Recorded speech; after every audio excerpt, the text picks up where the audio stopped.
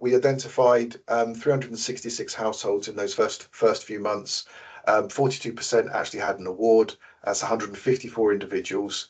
On average, they had a backdated claim of £849. One individual got 2,700, which was quite significant. But on average, each household was better off by £366, which is fantastic. That's a pretty much life-changing. So the annualised award was £677,105.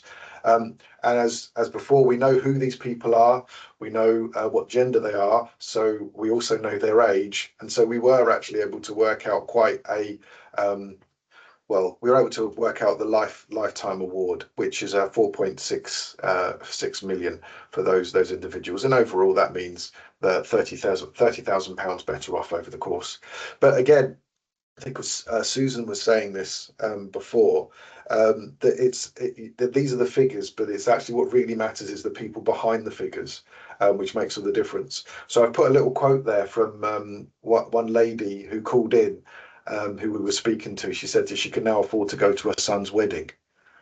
Now, we know that no son would ever let her mum not come to a wedding, but as we know about these particular individuals, they don't want to be a burden. And because we were able to provide this help, it meant that she was able to basically care for herself and get herself there, which meant the world to her. So she could go to her son's wedding, and she basically was able to pay for herself. So it does mean the world when you hear those sort of stories. It does make it worthwhile. Just a few more comments. I'll just take the gentleman at the bottom. He said we'd never applied again if it wasn't for you. Thank you so much. He'd actually applied 5 times for pension credit and been refused 5 times.